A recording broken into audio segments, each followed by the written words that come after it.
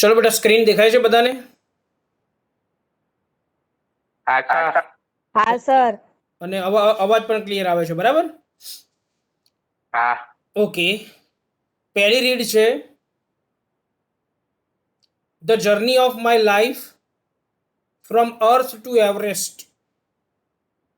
The journey of my life એટલે મારા જીવનની મુસાફરી.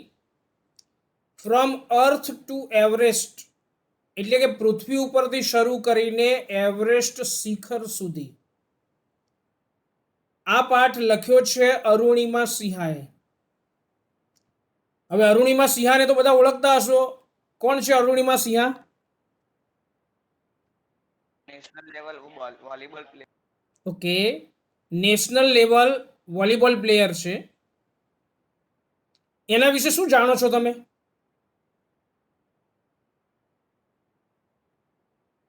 કોઈ કશું જાણે છે? ઓકે, પહેલા હું તમને અરુણિમા સિંહાનો ફોટો બતાવી દઉં. આ જે છે એ અરુણિમા સિંહા છે.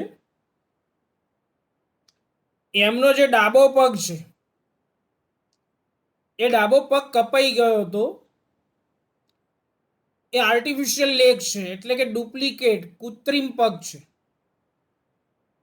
કયો પગ કૃત્રિમ છે? ડાબો પગ. આ ખાસ ધ્યાન રાખવાનું, પરીક્ષામાં જમણો પણ પૂછે ને ડાબો પણ પૂછે. ટ્રુ ફોલ્સમાં પૂછાય, એટલે તમારે ધ્યાન રાખવાનું. ડાબા પગની વાત છે. કેવી રીતે કપાઈ ગયો તો કોઈને ખબર છે? Yes sir. બોલો. સર એક ટ્રેનમાં મુસાફરી કરતી હતી અને 4 ગુંડાએ તેમને ચેન ખેંચવાનો પ્રયત્ન કર્યો.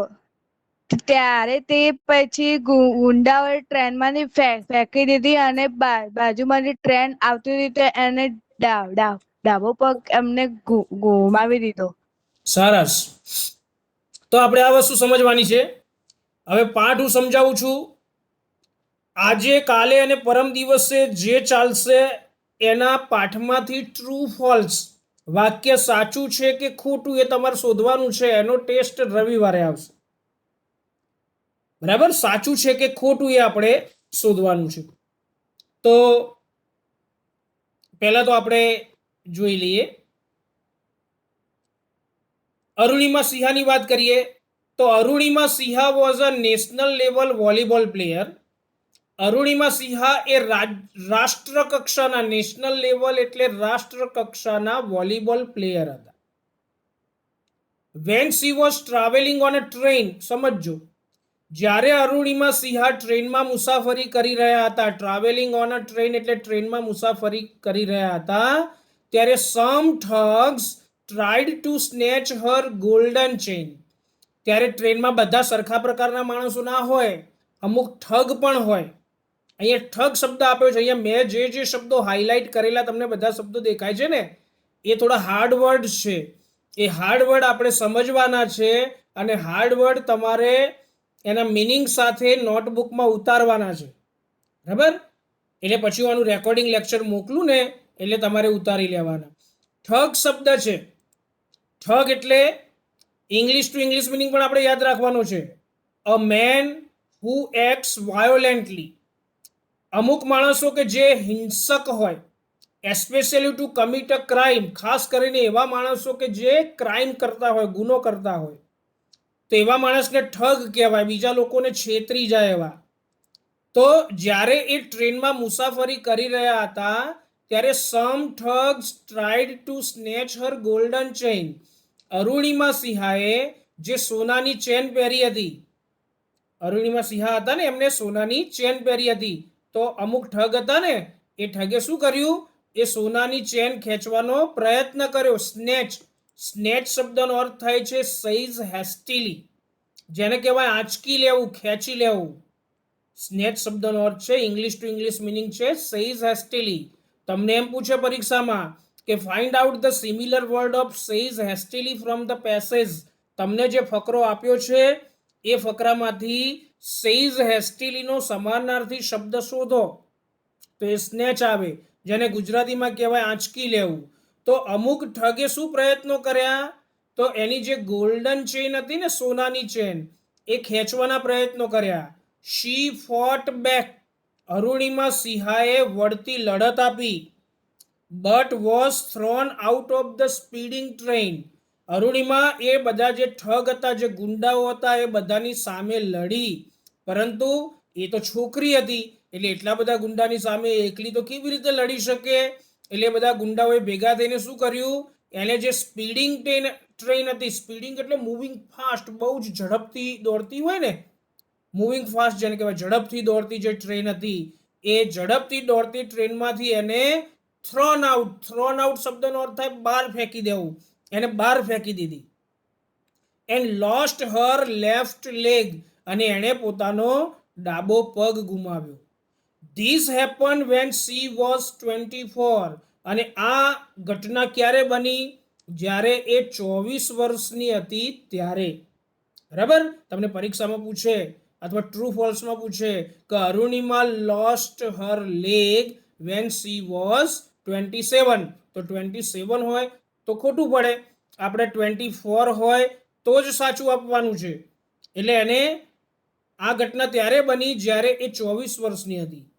However this accident never affected Har spirit, Arunima Sinha બહુ જ બહાદુર છોકરી હતી. આટલો મોટો એક્સિડન્ટ થયો, અકસ્માત થયો, છતાં પણ કહે છે કે અફેક્ટેડ હર સ્પિરિટ એટલે કે જુસ્સો નબળો પડવો, વીકન ધ એનર્જી, તમારી એનર્જી છે એ નબળી પડવી, કરે છે, હિંમત હારી જવું જેને કહેવાય.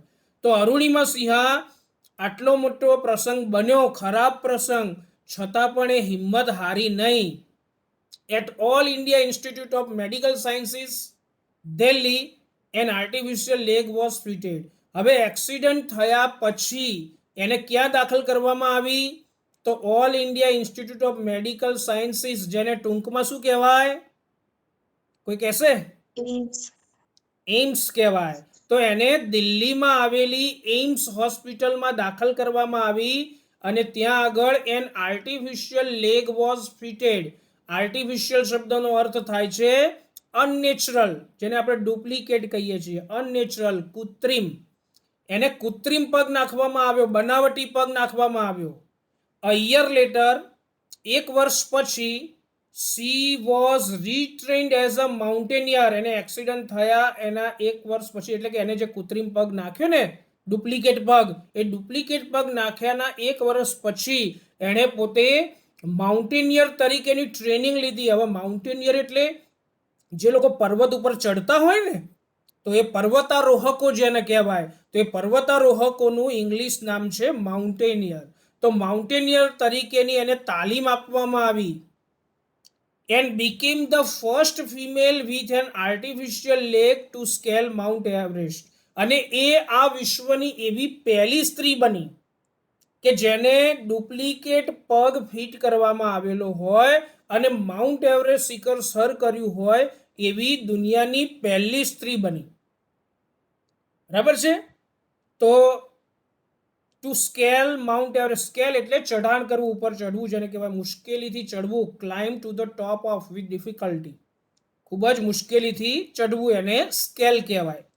તો અરુણિમા સિંહા દુનિયાની સૌ પ્રથમ એવી સ્ત્રી બની કે જેને ડુપ્લિકેટ પગ હોય, અપંગ હોય, બરાબર, અને માઉન્ટ એવરેસ્ટ શિખર સર કર્યું હોય. This is her unforgettable story. અહીંયા જે વાત આપી છે, વાત 4 ભાગમાં આપી છે. Scene 1, scene 2, scene 3 and scene 4. 4 ભાગમાં એની આખી વાત આપી છે, તો એ આપણે સમજવાનું છે. આ this is her unforgettable story of hope, courage and inspiration. અહીંયા અરુણિમા સિંહાની એક અવિસ્મરણીય વાત આપેલી છે. અનફર્ગેટેબલ એટલે ધેટ કેન નોટ ફર્ગેટ, ભૂલી શકાય નહીં તેવું. તો અહીંયા અરુણિમા સિંહાની ભૂલી ન શકાય એવી વાત આપવામાં આવી છે. હવે કઈ વાત છે? તો એની હોપ, અરુણિમા સિંહાની આશા. એને એક આશા નક્કી કર્યું હતું કે કોઈ પણ સંજોગોમાં માઉન્ટ એવરેસ્ટ શિખર સર કરવું છે. કરે છે, એની હિંમતની દાદ આપવામાં આવેલી છે એવી વાત છે. કારણ કે માઉન્ટ એવરેસ્ટ શિખર સર કરવું એ કઈ રમત વાત નથી. ઘણી બધી મુશ્કેલીઓ પડે છે, અને બધી જ મુશ્કેલીઓનો સામનો કરી અને એ ચઢાણ કરવું પડતું હોય છે. પછી એન્ડ ઇન્સ્પાયરેશન, અને કહે છે કે પ્રેરણા. એને બચેન્દ્રી પાલ પાસેથી પ્રેરણા પણ મળી છે માઉન્ટ એવરેસ્ટ શિખર સર કરવાની. Let's read 4 scenes of her life નેરેટેડ in her on words. અહીંયા 4 ભાગમાં અરુણિમા સિંહાની માઉન્ટ એવરેસ્ટ શિખર સર કરવાની વાત આપી છે. તો એ 4 ભાગને કહે છે કે આપણે ખૂબ જ શાંતિથી ભણીએ, અને આ પાઠ લખનાર પણ અરુણિમા સિંહા પોતે જ છે. એટલે અરુણિમા સિંહાના પોતાના શબ્દોમાં વર્ણવેલો પાઠ. નેરેટેડ, નેરેટેડ અહીંયા શબ્દ જે આપ્યો છે એ નેરેટેડ શબ્દનો અર્થ થાય છે વર્ણન કરવું. હવે ચલો અઘરા શબ્દો આમાં આપણે જોઈ લઈએ. ઠગ્સ એટલે તમારે કહેવાનું છે મીનિંગ. ઠગ્સ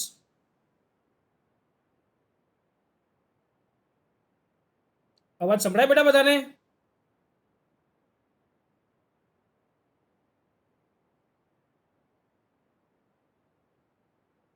અવાજ સંભળાય છે?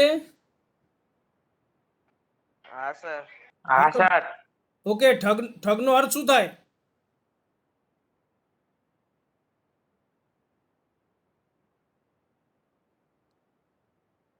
ઠગ બોલો બોલો. અ મેન હુ એક્ટ્સ વાયોલેન્ટલી, જેને ઠગને ઠગ જ કહેવાય, પણ બદમાશ માણસ એવું પણ કહેવાય. સ્નેચ શબ્દનો અર્થ આંચકી લેવું. આંચકી લેવું. સરસ. પછી સ્પીડિંગ. સ્પીડિંગ એટલે ઝડપથી દોડતી. ઝડપથી દોડતી. હા, ઝડપથી દોડવું. Okay okay. પછી અફેક્ટેડ હર સ્પિરિટ. અફેક્ટેડ હર સ્પિરિટ નો અર્થ જુસ્સો નબળો પડવો. સરસ, જુસ્સો નબળો પડવો. આર્ટિફિશિયલ કૃત્રિમ. કૃત્રિમ. હા, બનાવટી, ડુપ્લિકેટ જેને કહેવાય. સ્કેલ. સ્કેલ મુશ્કેલીથી ચડવું. મુશ્કેલીથી ચડવું. મહા મુશ્કેલીથી ચડવું. અને અનફર્ગેટેબલ એટલે અવિસ્મરણીય. ભૂલી શકાય નહીં. ભૂલી ન શકાય તેવું. અવિસ્મરણીય. ઓકે, તો આ શબ્દો તમારે નોટબુકમાં પણ લખી દેવાના. આની હું તમને પીડીએફ ફાઇલ એવું હશે તો મોકલાઈ દઈશ, એટલે નોટમાં બધા શબ્દો લખી દો. ઓકે, હવે સીન 1. સીન 1 માં અરુણિમા કહે છે કે I had started dozing. Dozing શબ્દ છે. ડોઝિંગ એટલે ઝોકા ખાવા. Fall into a light sleep જેને કહેવાય, ઝોકા ખાવા, એને ડોઝ ઓફ કહેવાય. અરુણિમા સિંહા એવું કહે છે કે જ્યારે હું ટ્રેનમાં મુસાફરી કરતી હતી, સોરી, કે છે જ્યારે હું ટ્રેનમાં મુસાફરી કરતી હતી ત્યારે મેં ઝોકા ખાવાનું શરૂ કર્યું. ઘણા લોકો ટ્રેનમાં બેઠા હોય તો બેઠા બેઠા ઝોકા ખાધે જાય. તો અરુણિમા સિંહા પણ એવું કહે છે કે હું પણ કહે છે કે ઝોકા ખાતી હતી. My eyes were closed but my mind was awake. એ વખતે કહે છે કે મારી આંખો બંધ હતી. માય આઈઝ વેર ક્લોઝડ એટલે મારી આંખો બંધ હતી, પરંતુ કહે છે કે માય માઇન્ડ વોઝ અવેક. મારું જે મન હતું એ મન જાગૃત અવસ્થામાં હતું. ઘણા લોકો આંખો બંધ કરીને બેઠા હોય પણ આજુબાજુ શું થાય છે એનો અવાજ કાને સંભળાતો હોય. એ આમ જાગૃત અવસ્થામાં હોય પણ તમે જુઓ એમને તો તમને એવું લાગે કે અરે ઊંઘે છે. એટલે અરુણિમા સિંહા પણ એવું જ કહે છે કે માય આઈઝ વેર ક્લોઝડ. હું ટ્રેનમાં બેઠી હતી, ઝોકા ખાતી હતી, મારી આંખો બંધ હતી, પરંતુ મારું જે મગજ હતું એ મગજ અવેક હતું. અવેક એટલે જાગૃત અવસ્થામાં હોવું. I remember someone saying that. મને હજુ પણ યાદ છે કે એ વખતે કોઈક વાતો કરતું હતું કે બરેલી વુડ કમ આફ્ટર સમ ટાઈમ. થોડાક સમય પછી બરેલી સ્ટેશન આવશે, એવું કોઈક વાત કરતું હતું કે હવે પછીનું સ્ટેશન બરેલી સ્ટેશન છે. I was in deep thought when I felt a hand tugging at my gold chain.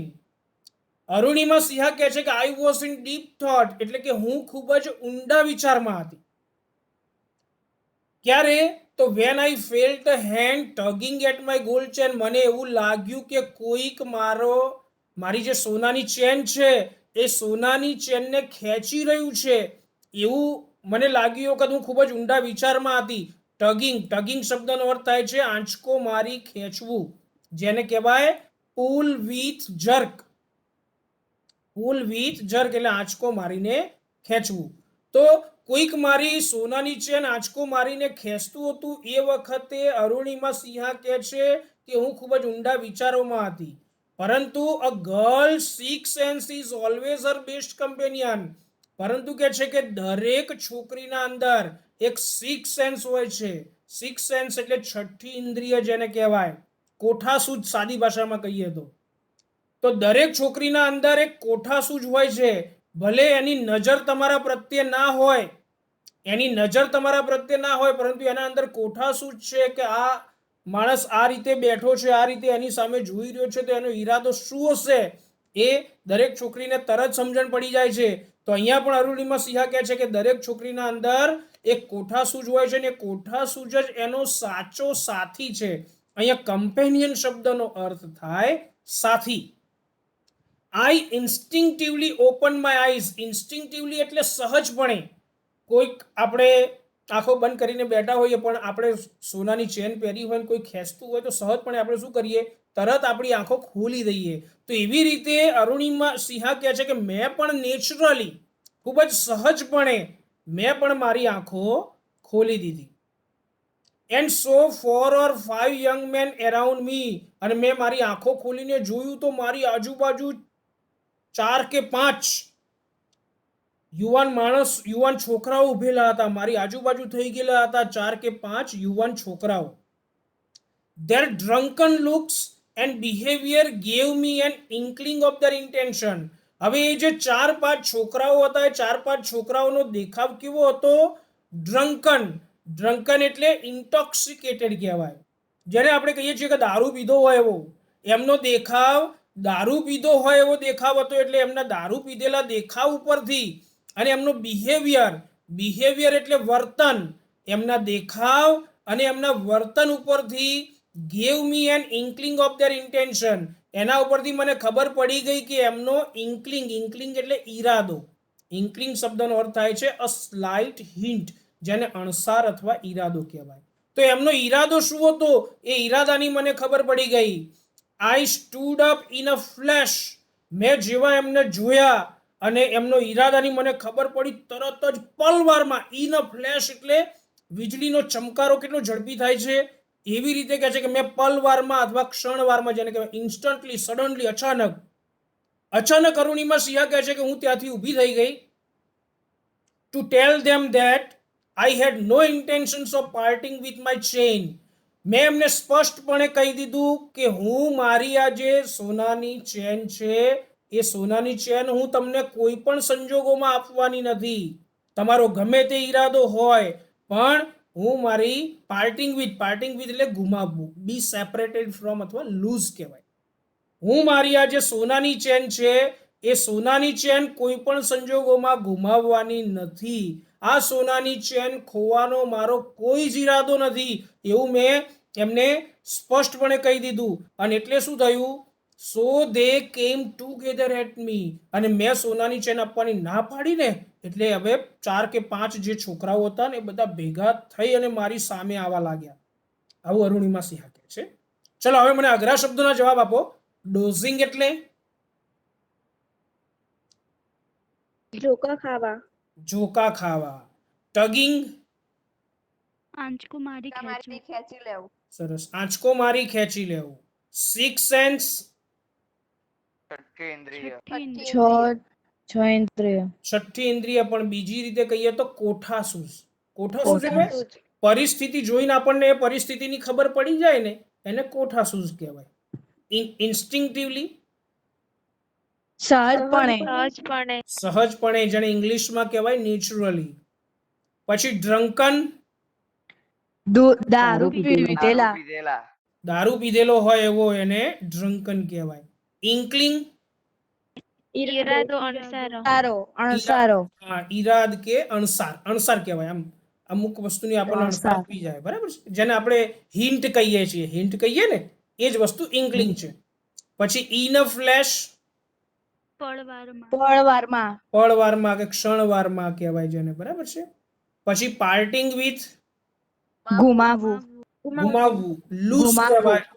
Loose, B separated from, બરાબર છે. ચલો એક બીજો પેરેગ્રાફ આપણે જોઈ લઈએ. ઇવન ધો ધ કમ્પાર્ટમેન્ટ વોઝ ફૂલ, જો કે અરુણિમા સિંહા કહે છે કે હું જે કમ્પાર્ટમેન્ટની અંદર મુસાફરી કરી રહી હતી ને, હવે કમ્પાર્ટમેન્ટ એટલે રેલવેમાં કોઈએ મુસાફરી કરી છે? આમાંથી કોઈ બેઠું છે રેલવેમાં? હા સર. હા તો બરાબર, ચલો સરસ, નસીબદાર છો, રેલવેમાં બેઠા છો. હવે આમાં કેવું છે, રેલવેની અંદર જે આખો એક ડબ્બો હોય ને એને કોચ કહેવાય, અને એક ડબ્બાની અંદર 4 એટલે કે 8 જુદા જુદા કમ્પાર્ટમેન્ટ હોય, વિભાગ, બરાબર. એક કમ્પાર્ટમેન્ટની અંદર 8 સીટ હોય, 3 આ બાજુ, 3 આ બાજુ અને સામેની સાઈડે 2 હોય, એમ 8 સીટ હોય. એક હોય લોઅર બર્થ કહેવાય, પછી એના ઉપર હોય એને મિડલ બર્થ કહેવાય, અને છેક ત્રીજો હોય ઉપર એના અપર બર્થ કહેવાય. એવા 3 આ બાજુ, 3 આ બાજુ અને 2 સામેની સાઈડે, એટલે કે એ કમ્પાર્ટમેન્ટ કહેવાય. એટલે અરુણિમા સિંહા એવું કહે છે કે હું જે ટ્રેનની અંદર મુસાફરી કરી રહી હતી અને હું જે કમ્પાર્ટમેન્ટની અંદર હતી એ આખો ફૂલ હતો, બધી પબ્લિકથી ભરેલો હતો, છતાં પણ આ લોકો મારી ચેન ખેંચવાનો પ્રયત્ન કરતા હતા, અને આખો કમ્પાર્ટમેન્ટ ફૂલ હોવા છતાં none of my fellow passengers got up to even inquire what was happening.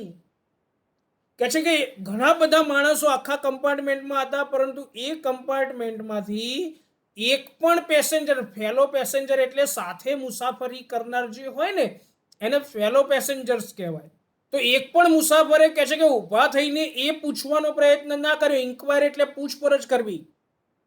કોઈએ પણ મને એ ના પૂછ્યું કે વોટ વોઝ હેપનિંગ, કહે છે કે બેટા તારી સાથે શું થઈ રહ્યું છે, એવું પૂછવા કોઈ ઊભું થયું નહીં. Forget about their coming to my rescue.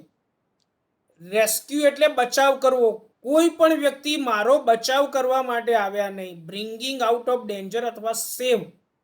હું જે પરિસ્થિતિમાં મુકાઈ હતી, મારી ચેન ખેંચવાનો પેલા ગુંડાઓ પ્રયત્ન કરતા હતા, પણ કોઈ પણ વ્યક્તિ, એમાં ઘણા બધા મુસાફરો હતા કમ્પાર્ટમેન્ટમાં, પણ એ બધા મુસાફરોમાંથી કોઈ પણ વ્યક્તિ મારો બચાવ કરવા માટે આવ્યું નહીં. આઈ હેડ નો ઓપ્શન. હવે કહે છે અરુણિમા સિંહા કહે છે કે મારી પાસે બીજો કોઈ વિકલ્પ રહ્યો નહોતો, અને but to take them on. To take them on એટલે સામનો કરવો, સામનો કરવો. To undertake or begin to handle. હવે મારી પાસે એમનો સામનો કર્યા સિવાય બીજો કોઈ જ વિકલ્પ નહોતો. સો આઈ કોટ અ યુથ. તેથી કહે છે કે એક છોકરાને તો મેં પકડ્યો. Who was trying to size me up. Size me up એટલે કોઈની શક્તિનો અંદાજ મેળવવો, કે આ છોકરીની અંદર કેટલી તાકાત છે એ અંદાજ મેળવવાનો પ્રયત્ન કરતો હતો એક છોકરો. અરુણિમા સિંહા કહે છે કે તો એ છોકરાને તો કહે છે કે મેં, જે છોકરો મારી શક્તિનો અંદાજ મેળવવાનો પ્રયત્ન કરતો હતો ને એને મેં બાય હિઝ કોલર, એના કોલરમાંથી પકડ્યો પહેલા તો, and pushed him back. Pushed back એટલે ધક્કો મારવો, અને કહે છે કે એને જોરથી પાછળની સાઈડે ધક્કો મારી દીધો. આઈ કિકડ અ કપલ ઓફ અધર્સ. કિકડ એટલે લાત મારવી. બીજા 2 છોકરાઓ હતા, એ બીજા 2 છોકરાઓને તો કહે છે કે મેં લાત મારીને પાછા પાડ્યા. An exceptional battle had begun inside the train on the move. ચાલુ ટ્રેને, અમારી જે ટ્રેન હતી એ ફૂલ સ્પીડમાં જતી હતી, અને એ સ્પીડમાં જતી ટ્રેનની અંદર જ કહે છે કે અમારે બેટલ એટલે યુદ્ધ અથવા લડાઈ, ઝઘડો, અને એક્સેપ્શનલ એટલે જેને ટાળી ન શકાય એવું હોય એને એક્સેપ્શનલ કહેવાય. તો ટાળી ન શકાય એવી લડાઈ અમારી શરૂ થઈ ગઈ ચાલુ ટ્રેનમાં જ. The walls made another attempt two snatch my chain. The walls, અહીંયા વોલ્સ શબ્દ પેલા ગુંડાઓ માટે વપરાયો છે. વોલ્સ શબ્દ જે છે ને ગુંડાઓ માટે વપરાયો છે. તો કહે છે કે એ જે ગુંડાઓ હતા ને એ ગુંડાઓએ ફરીથી કહે છે કે મારી ચેન ખેંચવાનો પ્રયત્ન કર્યો. અનધર એટેમ્પ્ટ એટલે બીજો પ્રયત્ન કરવો. એમણે મારી ચેન ખેંચવાનો બીજો પ્રયત્ન કર્યો. સ્ટીલ આઈ રેઝિસ્ટેડ. રેઝિસ્ટેડ એટલે પ્રતિકાર કરવો, બરાબર, પ્રતિકાર કરવો એટલે ટુ ફાઇટ અગેન્સ્ટ. છતાં પણ કહે છે કે મેં સામનો કર્યો, કહે છે કે મેં, until one of them driven by a mad frenzy gave me an extra hard kick. હવે કહે છે કે મેં ત્યાં સુધી પ્રતિકાર કર્યો જ્યાં સુધી એમાંનો જે 4-5 છોકરાઓ હતા, એમાંનો એક છોકરો એવો હતો કે જેણે બહુ જ દારૂ પીધેલું હતું. એના મન ઉપર જનૂન સવાર થયેલું હતું. ડ્રાઇવન બાય અ મેડ ફ્રેન્ઝી એટલે જનૂન પર સવાર થયેલું. હેવિંગ બીકમ વાઇલ્ડ જેને કહેવાય જંગલી બની ગયો હતો. તો એવો જંગલી જે હતો ને, જંગલી એક છોકરો, એણે મને જોરદાર હાર્ડ કિક મારી. કિક એટલે લાત મારવી. એક છોકરાએ મને જોરદાર લાત મારી યુઝિંગ ઓલ હિઝ ફોર્સ. એ છોકરાની અંદર જેટલી તાકાત હતી એ બધી તાકાત ભેગી કરી અને મને લાત મારી.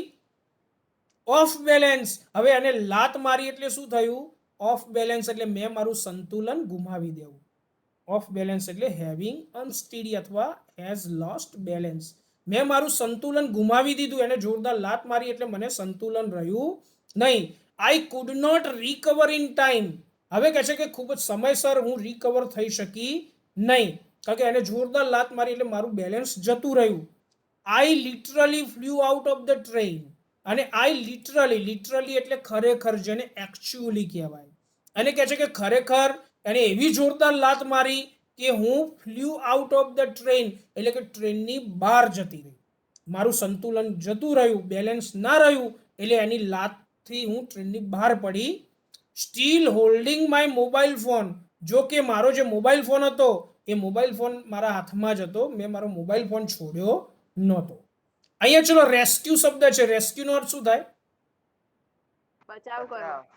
બચાવ કરવો. ટુ ટેક ધેમ ઓન એટલે સામનો કરવો.